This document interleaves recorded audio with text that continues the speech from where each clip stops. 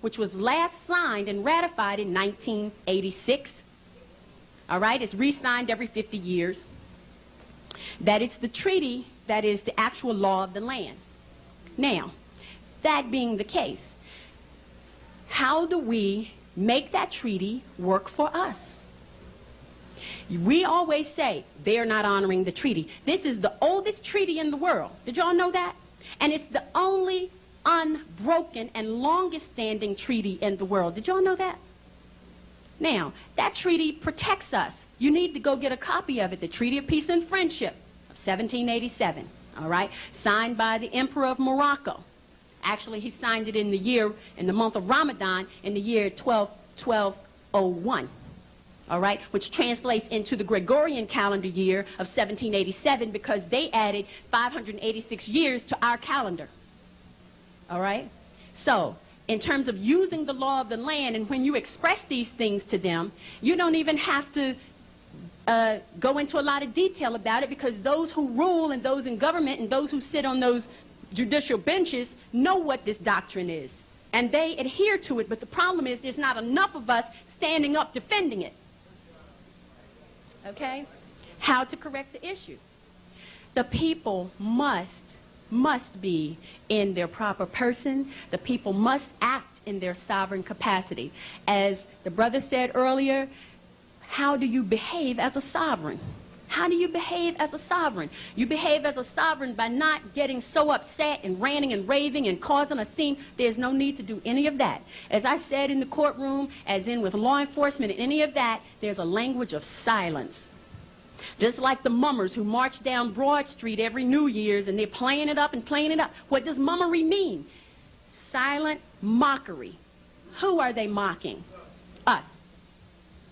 All right? But they understand the language of silence, and they deal in it all the time with their secret signs and symbols. But don't be angry with them for using these things. Why not? We taught it to them. Okay? Don't be angry with them because they have gotten out of control with the power that we gave them.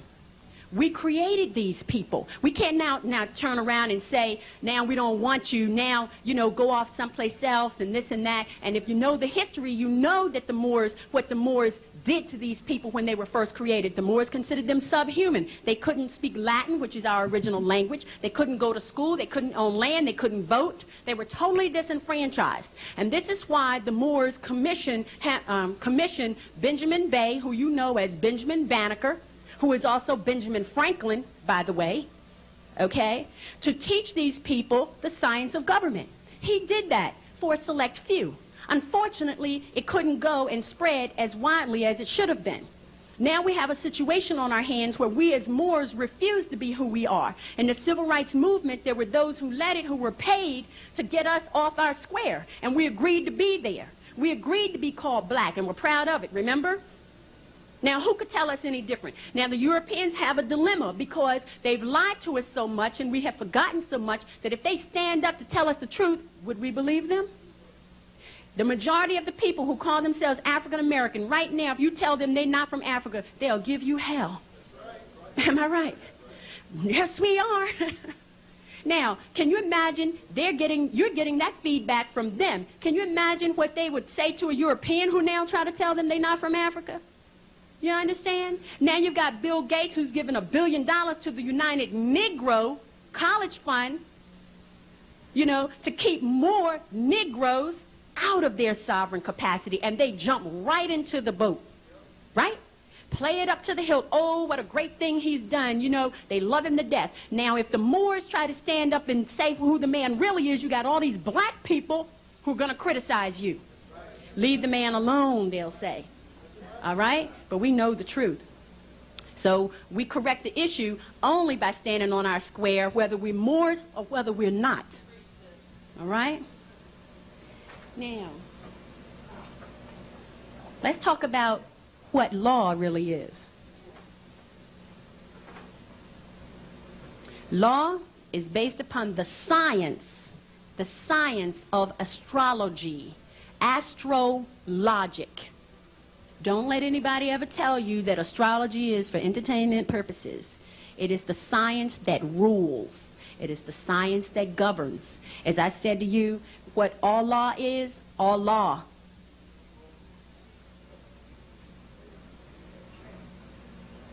Allah. Do we praise Allah? Absolutely. Do we praise Christ? Absolutely, because what, not who, what is Christ?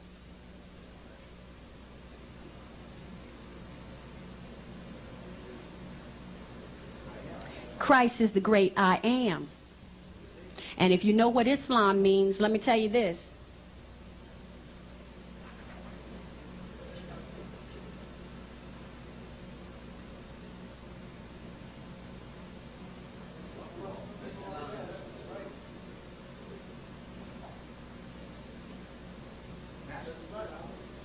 I, self, law, am, master.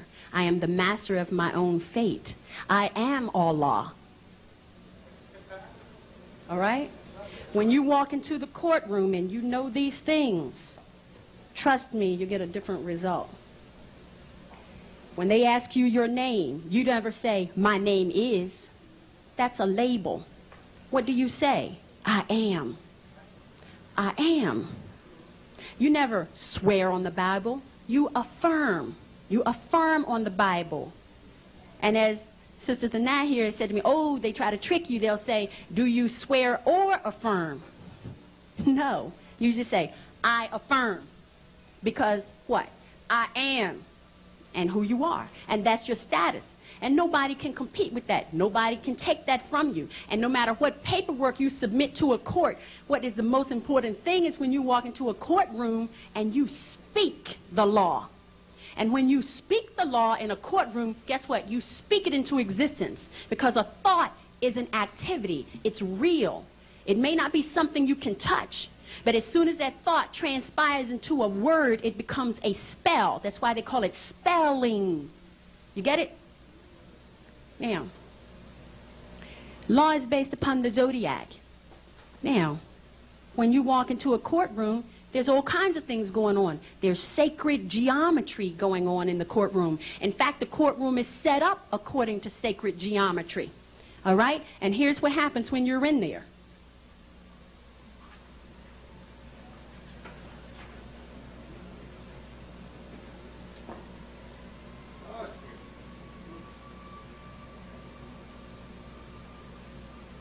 The judge is at the top of the triangle.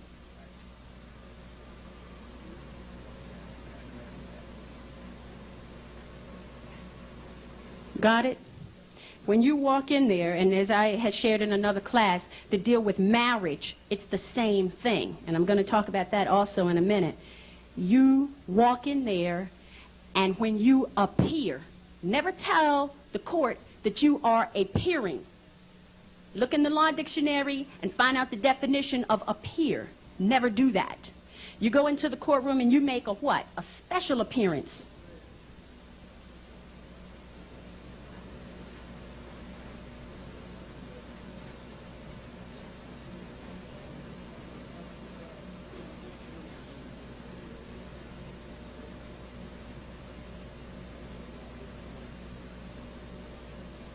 Not general. That will get you in trouble every time if you appear in a courtroom. And all of these little nuances, they know these things. And they are put there to trap you who don't know. So when you walk in there and you're on your square, being on your square means to know these things and not to walk in the courtroom uncomfortable. Because when you know them, you have no reason not to come to court, do you? You want to be there because you want to make a special appearance to challenge the jurisdiction of the court. Why? Because of the lack of status. And once jurisdiction is challenged, it must be proven for the record. It must be proven for the record before the court can proceed. Do you understand? The judge must come with his nationality papers. He must come with the flag of the country, not the nation state that he represents. That United States flag with the 50 stars, which now should be 48 because there are only 48 states. Did y'all know that? 2 of them dropped out. Hawaii and Alaska are no longer states. Did y'all know that? They're no longer states.